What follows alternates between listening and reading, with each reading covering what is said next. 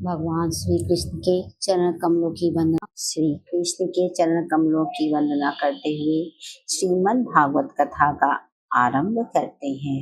ओम नमो भगवते वासुदेवाय नमः। ओम नमो भगवते वासुदेवाय नमः। अथ चतुर्थो अध्याय। राजा का सृष्टि विषयक प्रश्न और सुखदेव जी का कथा आरंभ।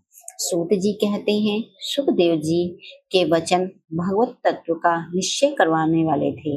उत्तरानंदन राजा परीक्षित ने उन्हें सुनकर अपनी शुद्ध बुद्धि भगवान श्री कृष्ण के चरणों में अनन्य भाव से समर्पित कर दी। शरीर, पत्नी, पुत्र, महल, पशु, धन, भाई बंधु और निष्कंटक राज्य में नित्य के अभ्यास के कारण उनकी दृढ़ ममता हो गई थी। एक क्षण में ही उन्होंने उस ममता का त्याग कर दिया।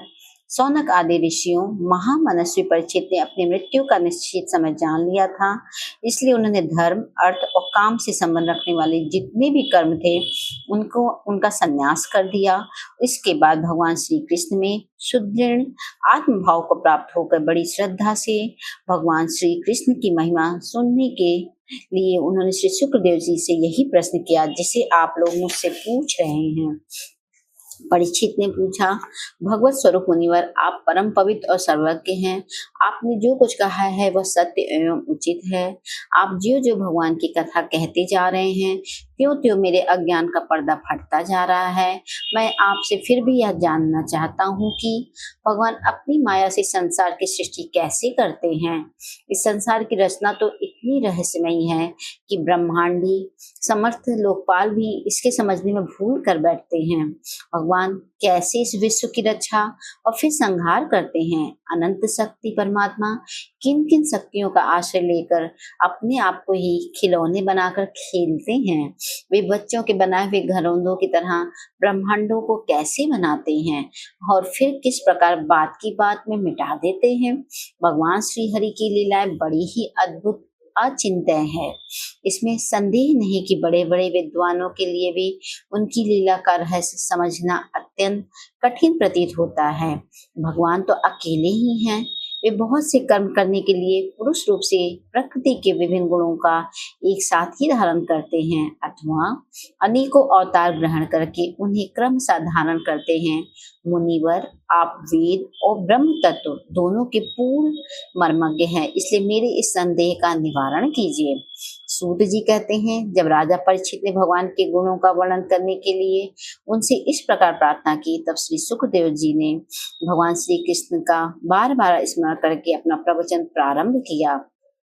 श्री सुखदेव जी ने कहा, उन पुरुषोत्तम भगवान के चरण कमलों में मेरी कोटि कोटि प्रणाम है, जो संसार की उत्पत्ति, स्थिति और प्रलय की लीला करने के लिए सत्व, रज तथा तमोगुण तीन शक्तियों को स्वीकार कर ब्रह्मा, विष्णु और शंकर का रूप धारण करते हैं, जो समस्त चर अचर प्राणियों के हृदय में अंतर्यामी रूप से विराजमान है, जिनका स्वरूप और उनकी उपलब्धि का मार्ग बुद्धि के विषय नहीं है, जो स्वयं अनंत है तथा जिनकी महिमा भी अनंत है।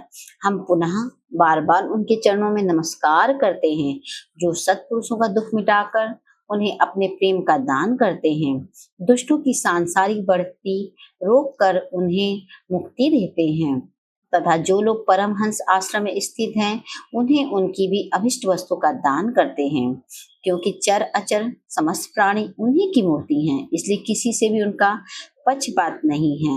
जो बड़े ही भक्तवत्सल हैं और हठपूर्वक भक्तिहीन साधन करने वाले लोग, जिनकी छाया से भी नहीं छू सकते, जिनके समान भी किसी का ऐश्वर्य नहीं है, फिर उससे अधिक तो हो ही कैसे सकता है। तथा ऐसे ऐश्वर्य से युक्त होकर जो निरंतर ब्रह्म स्वरूप अपने धाम में विहार करते रहते हैं, उन भगवान श्री कृष्ण को मैं बार बार नमस्कार करता हूँ। उन जिनका कीर्तन, स्मरण, दर्शन वंदन, श्रवण और पूजन जीवों के पापों को तत्काल नष्ट कर देता है।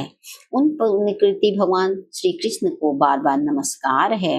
विवेकी पुरुष जिनके चरण कमलों की शरण लेकर अपने हृदय से इस लोक और परलोक की आसक्ति निकाल डालते हैं और बिना किसी परिश्रम के ही ब्रह्म पद को प्राप्त कर लेते हैं, उन मंगलमय कीर्ति वाले भगवान श्री कृष्ण को अनेक बार नमस्कार है। बड़े बड़े तपस्वी, दानी, यशस्वी, मनस्वी, सदाचारी और मंत्रवेता जब तक अपनी साधनाओं को तथा अपने आप को उनके चरणों में समर्पित नहीं कर देते, तब तक उन्हें कल्याण की प्राप्ति नहीं होती। जिनकी प्रति आत्मसमर्पण की ऐसी महिमा है, उन कल्याण में कीर्ति वाले भगवान को बार बार नमस्कार है। किराट, पूर्ण, आंध्र, पुलिंद, पुलकस, आभीर, कंक, यवन और खस आदि नीच जातियां तथा दूसरे पापी जिनके शरणागत भक्तों की शरण ग्रहण करने से ही पवित्र हो जाते हैं, उन सर्वशक्तिमान भगवान को बार बार नमस्कार है। वे ही भगवान ज्ञानियों के आत्मा हैं, भक्तों के स्वामी हैं, कर्मकांडियों के लिए वेद मूर्ति हैं, धार्मिकों के लिए धर्म मूर्ति हैं और तपस्वियों के लिए तपः स्वरूप है। ब्रह्मा, शंकर आदि बड़े बड़े देवता भी अपने शुद्ध हृदय से उनके स्वरूप का चिंतन करते हैं और आश्चर्यचकित होकर देखते रहते हैं। वे मुझ पर अपनी अनुग्रह की प्रसाद की वर्षा करे, जो समस्त संपत्तियों की स्वामिनी लक्ष्मी देवी के पति हैं, समस्त यज्ञों के भोक्ता एवं फलदाता हैं, प्रजा के रक्षक हैं, सबके अंतर्यामी और समस्त लोगों के पालन करता है तथा पृथ्वी देवी के स्वामी हैं, जिन्होंने यदुवंश में प्रकट होकर अंधक, वृष्णि एवं यदुवंश के लोगों की रक्षा की तथा जो उन लोगों के एकमात्र आश्रय रहे हैं, वे भक्तवत्सल संत जनों के सर्व श्री कृष्ण मुझ पर प्रसन्न हो।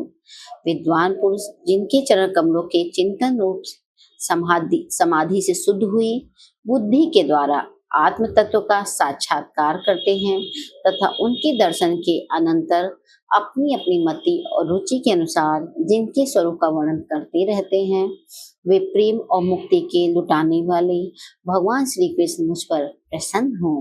जिन्होंने सृष्टि के समय ब्रह्मा के हृदय में पूर्व कल्प की स्मृति जागृत करने के लिए ज्ञान की अधिष्ठात्री देवी को प्रेरित किया और वे अपने अंगों के सहित वेद के रूप में उनके मुख से प्रकट हुई। वे ज्ञान के मूल कारण भगवान मुझ पर कृपा करें, मेरे हृदय में प्रकट हों।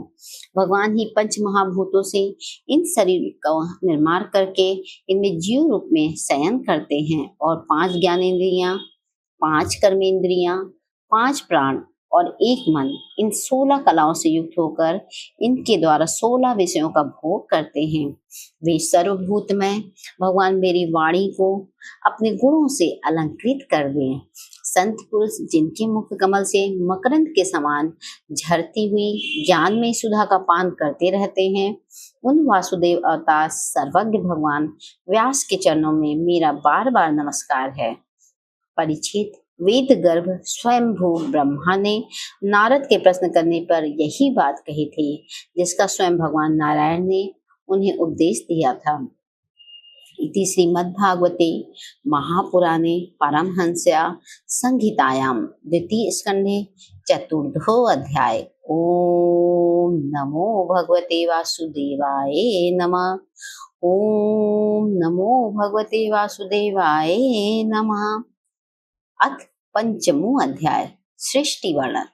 नारद जी ने पूछा, पिताजी आप केवल मेरे ही नहीं सबके पिता, समस्त देवताओं से श्रेष्ठ एवं सृष्टि करता है। आपको मेरा प्रणाम है। आप मुझे वह ज्ञान दीजिए जिससे आत्म तत्व का साक्षात्कार हो जाता है। पिताजी संसार का क्या लक्षण है, इसका आधार क्या है, इसका निर्माण किसने किया है, इसका प्रलय किसमें होता है, यह किसके अधीन है और वास्तव में यह है क्या वस्तु, आप इसका तत्व बतलाइए। आप तो यह सब कुछ जानते हैं, क्योंकि जो कुछ हुआ है, हो रहा है या होगा, उसके स्वामी आप ही हैं। यह सारा संसार हथेली पे रखे हुए आंवले के समान आपकी ज्ञान दृष्टि के अंतर्गत ही है। पिताजी, आपको यह ज्ञान कहाँ से मिला? आप किसके आधार पर ठहरे हुए हैं? आपका स्वामी कौन है और आपका स्वरूप क्या है? आप अकेले ही अपनी माया से पंचभूतों के द्वारा प्राणियों की सृष्टि कर लेते हैं। कितना अद्भुत है! जैसे मकड़ी अनायास ही अपने मुंह से जाला निकालकर उसमें खेलने लगती है, वैसे ही आप अपनी शक्ति के आश्रय से जीवों को अपने में ही उत्पन्न करते हैं और फिर आप में कोई विकार नहीं होता। जगत में नाम, रूप और गुणों से कुछ जाना जाता है, उसमें ऐसी कोई सत्य, असत, उत्तम, मध्यम या अधम वस्तु नहीं देखता जो आपके सिवा और किसी से उत्पन्न हुई हो। इस प्रकार सबके ईश्वर होकर भी आपने एकाग्र चित्त से घोर तपस्या की। इस बात से मुझे मोह के साथ साथ बहुत बड़ी शंका भी हो रही है कि आपसे बड़ा भी कोई है क्या? पिताजी, आप सर्वज्ञ और सर्वेश्वर हैं। जो कुछ मैं पूछ रहा हूँ वह सब आप कृपा करके मुझे इस प्रकार समझाइए कि जिससे मैं आपके उपदेश को ठीक ठीक समझ सकूं। ब्रह्मा जी ने कहा, बेटा नारद, तुमने जीवों के प्रति करुणा के भाव से भरकर यह बहुत ही सुंदर प्रश्न किया है, क्योंकि इससे भगवान के गुणों का वर्णन करने की प्रेरणा मुझे प्राप्त हुई है। तुमने मेरे विषय में जो कुछ कहा, तुम्हारा वह कथन भी असत्य नहीं है, क्योंकि जब तक मुझसे परे का तत्व जो स्वयं भगवान ही है जान नहीं लिया जाता, तब तक मेरा ऐसा ही चंद्र प्रभाव प्रतीत होता है जैसे सूर्य, अग्नि, चंद्रमा, ग्रह, नक्षत्र और तारे उन्हीं के प्रकाश से प्रकाशित होकर जगत में प्रकाश फैलाते हैं। वैसे ही मैं भी उन्हीं स्वयं प्रकाश भगवान के चिन्मय प्रकाश से प्रकाशित होकर संसार को प्रकाशित कर रहा हूँ। उन भगवान वासुदेव की मैं वंदना करता हूँ और ध्यान भी, जिनकी दुर्जय माया से मोहित होकर लोग मुझे जगत गुरु कहते हैं। यह माया तो उनकी आंखों के सामने ठहरती ही नहीं है, छेप कर दूर से ही भाग जाती है, परंतु संसार के अज्ञानी जन उसी से मोहित होकर यह मैं हूँ, यह मेरा है, इस प्रकार बकते रहते हैं। भगवत स्वरूप नारद द्रव्य, कर्म, काल, स्वभाव और जीव वास्तव में भगवान से भिन्न दूसरी कोई वस्तु नहीं है। वेद नारायण के परायण हैं, देवता भी नारायण के ही अंगों में कल्पित हुए हैं और समस्त यज्ञ भी नारायण की प्रसन्नता के लिए ही हैं, तथा उनसे जिन लोगों की प्राप्ति होती है वे भी नारायण में ही कल्पित हैं। सब प्रकार के योग भी नारायण की प्राप्ति के ही हेतु हैं। सारी तपस्याएं नारायण की ओर ही ले जाने वाली हैं। ज्ञान के द्वारा भी नारायण ही जाने जाते हैं। समस्त साध्य और साधनों का परिवसान भगवान नारायण में ही है। वे दृष्टा होने पर भी ईश्वर है, स्वामी है, निर्विकार होने पर भी सर्व स्वरूप हैं। उन्होंने ही मुझे बनाया है और उनकी दृष्टि से प्रेरित होकर मैं उनकी इच्छा अनुसार सृष्टि रचना करता हूँ। भगवान माया के गुणों से रहित एवं अनंत है। सृष्टि, स्थिति और प्रलय के लिए रजोगुण, सत्वगुण और तमोगुण, ये तीन गुण माया के द्वारा उनमें स्वीकार किए गए हैं। यही तीनों गुण द्रव्य, ज्ञान और क्रिया का आश्रय लेकर मायातीत नित्य मुक्त पुरुष को ही माया में स्थित होने पे कार्य, कारण और कर्तापन के अभिमान से बांध लेते हैं। नारद, इंद्रियातीत भगवान गुणों के इन तीन आवरणों से अपने स्वरूप को भली भांति ढक लेते हैं, इसलिए लोग उनको नहीं जान पाते। सारे संसार के और मेरे भी एकमात्र स्वामी वे ही हैं। मायापति भगवान ने एक से बहुत होने की इच्छा होने पर अपनी माया से अपने स्वरूप में स्वयं प्राप्त काल, कर्म और स्वभाव को स्वीकार कर लिया। भगवान की शक्ति से ही काल ने तीनों गुणों में क्षोभ उत्पन्न कर दिया, स्वभाव ने उन्हें रूपांतरित कर दिया और कर्म ने महतत्व को जन्म दिया। रजोगुण और सत्वगुण की वृद्धि होने पर महतत्व को जो विकार हुआ, उससे ज्ञान क्रिया और द्रव्य रूप तमह प्रधान विकार हुआ। वह अहंकार कहलाया और विकार को प्राप्त कर 3 प्रकार का हो गया। उसके भेद हैं वैकारिक, तेजस और तामस। नारद जी वे क्रमशः ज्ञान शक्ति, क्रिया शक्ति और द्रव्य शक्ति प्रधान है। जब पंच महाभूतों के कारण रूप तामस अहंकार में विकार हुआ, तब उससे आकाश की उत्पत्ति हुई। आकाश की तन्मात्रा और गुण शब्द हैं। इस शब्द के द्वारा ही दृष्टा और दृश्य का बोध होता है। जब आकाश में विकार हुआ, तब उससे वायु की उत्पत्ति हुई। उसका गुण स्पर्श है। अपने कारण का गुण आ जाने से वह शब्द वाला भी है। इंद्रियों में स्फूर्ति, शरीर में जीवन शक्ति, ओज और बल इसी के रूप हैं। काल, कर्म और स्वभाव से वायु में ही विकार हुआ, उससे तेज की उत्पत्ति हुई। इसका प्रधान गुण रूप है। साथ ही इसके कारण आकाश और वायु के गुण शब्द एवं स्पर्श भी इसमें हैं। तेज के विकार से जल की उत्पत्ति हुई। इसका गुण है रस। कारण तत्वों के गुण शब्द, स्पर्श और रूप भी इसमें हैं। जल के विकार से पृथ्वी उत्पत्ति हुई। इसका गुण है गंध। कारण के गुण कार्य में आते हैं। इस न्याय से शब्द, स्पर्श, रूप और रस ये चारों गुण भी इसमें विद्यमान हैं। वैकारिक अहंकार से मन की और इंद्रियों के 10 अधिष्ठात्री देवताओं की भी उत्पत्ति हुई। उनके नाम हैं दिशा, वायु, सूर्य, वरुण, अश्वनी कुमार, अग्नि, इंद्र, विष्णु, मित्र और प्रजापति। तेजस अहंकार के विकार से श्रोत, त्वचा, नेत्र, जिह्वा और घ्राण ये 5 ज्ञानेंद्रियां एवं वाक, हस्त, पाद, गुदा और जनेंद्रियां ये 5 कर्मेंद्रियां उत्पन्न हुई। साथ ही ज्ञान शक्ति रूप बुद्धि और क्रिया शक्ति रूप प्राण भी तेजस अहंकार से ही उत्पन्न हुए। श्रेष्ठ ब्रह्मविद जिस समय ये पंच भूत इंद्रियां, मन और सत्व आदि तीनों गुण परस्पर संगठित नहीं थे, तब अपने रहने के लिए भोगों के साधन रूप शरीर की रचना नहीं कर सके।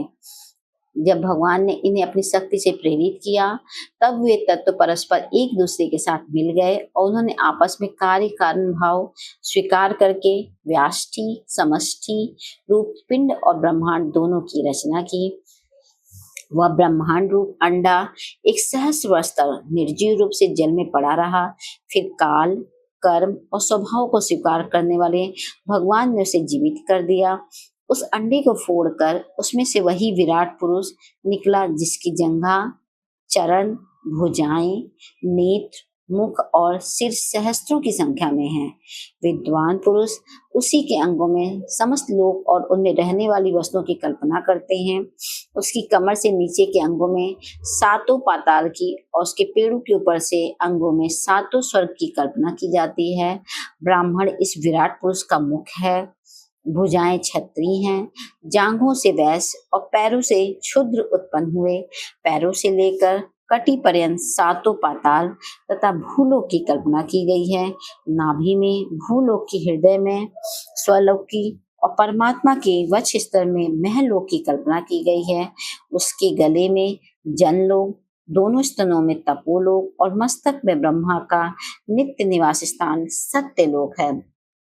उस विराट पुरुष की कमर में अतल, जांघों में वितल, घुटनों में पवित्र, सूतल लोक और जंघाओं में तलातल की कल्पना की गई। एड़ी के ऊपर की गांठों में महातल, पंजे और एड़ियों में रसातल और तलुओं में पाताल समझना चाहिए। इस प्रकार विराट पुरुष सर्वलोक में विराट भगवान के अंगों में इस प्रकार भी लोगों की कल्पना की जाती है कि उनके चरणों में पृथ्वी है, नाभि में भूलोक है और सिर में स्वरलोक है। इति श्रीमद्भागवते महापुराणे परमहंसाया संहिताया द्वितीय स्कंधे 5मो अध्याय। ओम नमो भगवते वासुदेवाय नमः। ओम नमो भगवते वासुदेवाय नमः।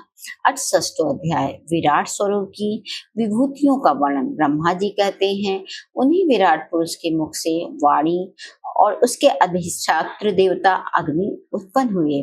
सातों छंद उनकी 7 धातुओं से निकले हैं। मनुष्यों, पितरों और देवताओं के भोजन करने योग्य अमृतमय अन्न, सब प्रकार के रस, रसनेन्द्रिय और उसके अधिष्ठात्र देवता वरुण विराट पुरुष की जिह्वा से उत्पन्न हुए हैं। उनके नास छिद्रों से प्राण, अपान, व्यान, उदान और समान, ये पांचों प्राण और वायु तथा घाड़ेन्द्रिय से अश्वनी कुमार, समस्त औषधियां एवं साधारण तथा विशेष गंध उत्पन्न हुए हैं।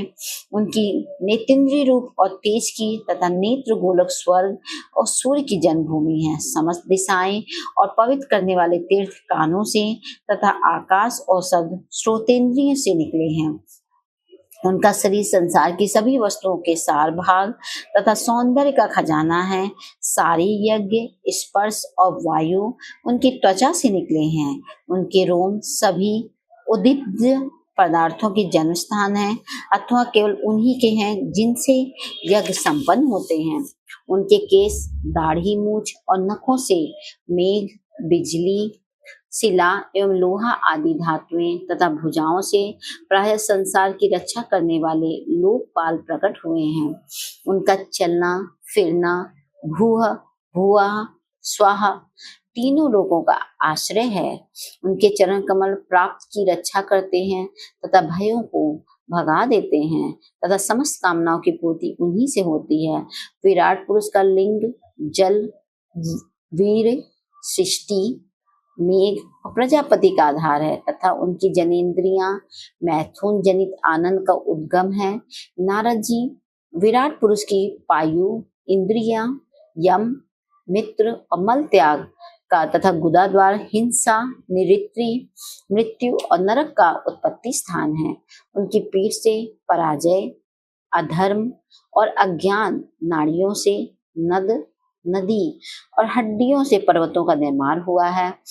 उनके उदर में मूल प्रकृति, रस नाम की धातु तथा समुद्र, समस्त प्राणी और उनकी मृत्यु समाई हुई है। उनका हृदय ही मन की जन्मभूमि है। नारद, हम, तुम, धर्म, सनक आदि, शंकर, विज्ञान और अंतःकरण सब के सब उनके चित्त के आश्रित हैं। मैं, तुम, तुम्हारे बड़े भाई सनकादि, शंकर, देवता, दैत्य, मनुष्य, नाग, पक्षी, मृग, रेंगने वाले जंतु, गंधर्व, अप्सराएं, यक्ष, राक्षस, भूत, प्रेत, सर्प, पशु, पितर, सिद्ध, विद्याधर, चारण, वृक्ष और नाना प्रकार के जीव जो आकाश, जल या स्थल में रहते हैं, ग्रह, नक्षत्र, केतु, तारे, बिजली और बादल, ये सब के सब विराट पुरुष ही हैं।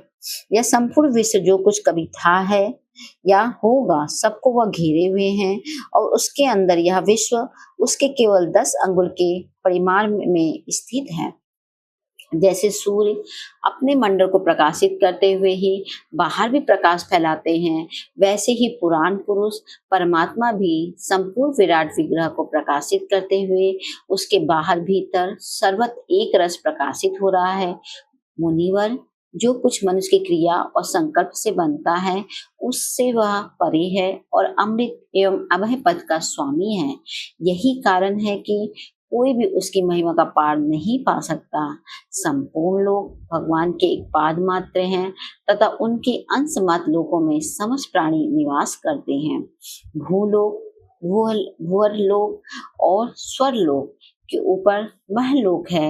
इसके भी ऊपर जन, तप और सत्य लोकों में क्रमशः अमृत, क्षेम एवं अभय का नित्य निवास है। जन, तप और सत्य, इन तीनों लोकों में ब्रह्मचारी, वानप्रस्थ एवं सन्यासी निवास करते हैं। दीर्घकालीन ब्रह्मचर्य से रहित गृहस्थ भूलोक, भूअलोक और स्वलोक के भीतर ही निवास करते हैं। शास्त्रों में 2 मार्ग बतलाए गए हैं, एक आविद्या रूप कर्म मार्ग जो सकाम पुरुषों के लिए है और दूसरा उपासना रूप विद्या का मार्ग जो निष्काम उपासकों के लिए है। मनुष्य दोनों में से किसी एक का आश्रय लेकर भोग प्राप्त करने वाले दक्षिण मार्ग से अथवा मोक्ष प्राप्त कराने वाले उत्तर मार्ग से यात्रा करता है, किंतु पुरुषोत्तम भगवान दोनों के आधारभूत हैं। जैसे सूर्य अपनी किरणों से सबको प्रकाशित करते हुए भी सबसे अलग है, वैसे ही जिन परमात्मा से इस अंड की और पंचभूत एकादश इंद्रिय एवं गुणमय विराट की उत्पत्ति हुई है, वे प्रभु भी इन समस्त वस्तुओं के अंदर और उनके रूप में रहते हुए भी उनसे सर्वथा अतीत है। जिस समय इस विराट पुरुष के नाभि कमल से मेरा जन्म हुआ, उस समय इस पुरुष के अंगों के अतिरिक्त मुझे और कोई भी यज्ञ की सामग्री नहीं मिली। तब मैंने उनके अंगों में ही यज्ञ के पशु, युग, कुश या यज्ञ भूमि और यज्ञ के योग उत्तम काल की कल्पना की। ऋषि श्रेष्ठ यज्ञ के लिए आवश्यक पात्र आदि वस्तुएं, जौ चावल आदि औषधियां, घृत, अनेक आदि स्नेह पदार्थ, छह रस, लोहा, मिट्टी, जल, ऋक, यजु, साम, चातुर्होत्र, यज्ञों के नाम, मंत्र, दक्षिणाव्रत, देवताओं के नाम, पद्धति ग्रंथ, संकल्प, तंत्र, गति, मति, श्रद्धा, प्रायश्चित और समर्पण, यह समस्त यज्ञ सामग्री मैंने विराट पुरुष के अंगों से ही इकट्ठी की। इस प्रकार विराट पुरुषों के अंगों से ही सारी सामग्री का संग्रह करके मैंने उन्हीं सामग्रियों से उन यज्ञ स्वरूप परमात्मा का यज्ञ के द्वारा यजन किया। तदंतर तुम्हारे बड़े भाई इन 9 प्रजापतियों ने अपने चित्त को पूर्ण समाहित करके विराट एवं अंतर्यामी रूप से स्थित उस पुरुष की आराधना की। इसके पश्चात समय समय पे मनु, ऋषि, पितर, देवता, दैत्य और मनुष्यों ने यज्ञों के द्वारा भगवान की आराधना की। नारद, यह संपूर्ण विश्व उन्हीं भगवान नारायण में स्थित है, जो स्वयं तो प्राकृतिक गुणों से रहित है, परंतु सृष्टि के प्रारंभ में माया के द्वारा बहुत से गुण ग्रहण कर लेते हैं। उन्हीं की प्रेरणा से मैं इस संसार की रचना करता हूँ। उन्हीं के अधीन होकर रुद्र इसका संहार करते हैं और वे स्वयं ही विष्णु के रूप में इसका पालन करते हैं, क्योंकि उन्होंने सत्व, रज और तम की 3 शक्तियां स्वीकार कर रखी हैं।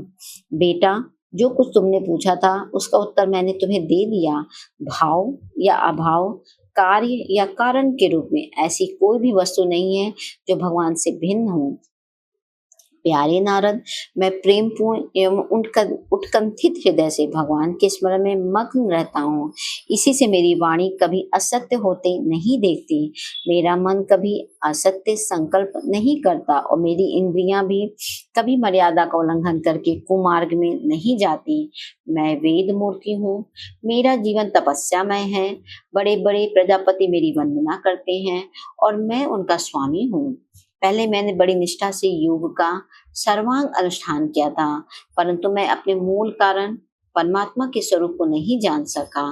मैं तो परम मंगल में एवं शरण आए हुए भक्तों को जन्म मृत्यु से छुड़ाने वाले परम कल्याण स्वरूप भगवान के चरणों को ही नमस्कार करता हूँ। उनकी माया की शक्ति अपार है। जैसे आकाश अपने अंत को नहीं जानता, वैसे ही वे भी अपनी महिमाओं का विस्तार नहीं जानते। ऐसी स्थिति में दूसरे तो उसका पार पा ही कैसे सकते हैं। मैं, मेरे पुत्र, तुम लोग और शंकर जी भी उनके सत्य स्वरूप को नहीं जानते, तब दूसरे देवता भी उन्हें जान ही कैसे सकते हैं। हम सब इस प्रकार मोहित हो रहे हैं कि उनकी माया के द्वारा रचे हुए जगत को ठीक ठीक नहीं समझ सकते, अपनी अपनी बुद्धि के अनुसार ही अटकल लगाते हैं। हम लोग केवल जिनके अवतार की लीलाओं का गान ही करते हैं, उनके तत्व को नहीं जानते। उन भगवान के श्री चरणों में मैं नमस्कार करता हूँ। वे आजन्मा एवं पुरुषोत्तम हैं।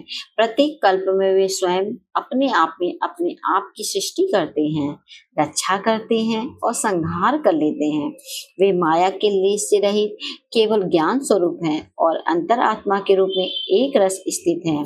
वे तीनों काल में सत्य एवं परिपूर्ण हैं, न उनका आदि है न अंत।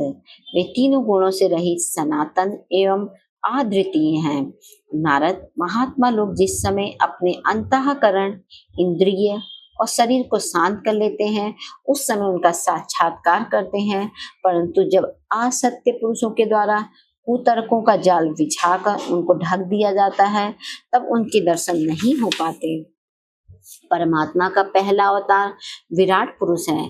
उसके सिवा काल, स्वभाव, कार्य, कारण, मन, पंचभूत, अहंकार, तीनों गुण, इंद्रियां, ब्रह्मांड, शरीर, उसका अभिमानी, स्थावर और जंगम जीव, सब के सब उस अनंत भगवान के ही रूप हैं।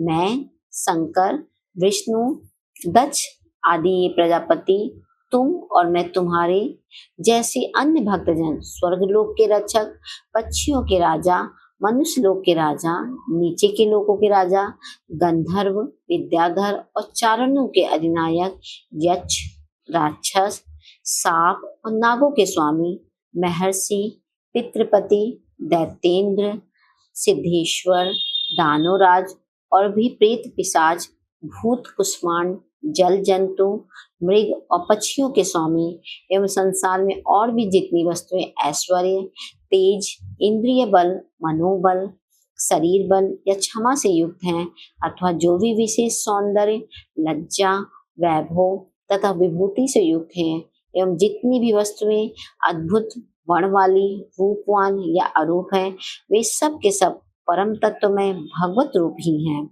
नारद, इनके सिवा परम पुरुष परमात्मा के परम पवित्र एवं प्रधान प्रधान लीला अवतार भी शास्त्रों में वर्णित हैं। उनका मैं क्रमशः वर्णन करता हूँ। उनके चरित्र सुनने में बड़े मधुर एवं श्रवण इंद्रियों के लक्ष्य दोषों को दूर करने वाले हैं। तुम सावधान होकर उनका रस लो। इति श्रीमद्भागवते महापुराणे परमहंसाया संहितायां द्वितीय स्कंदे षष्ठो अध्याय। ओम नमो भगवते वासुदेवाय नमः।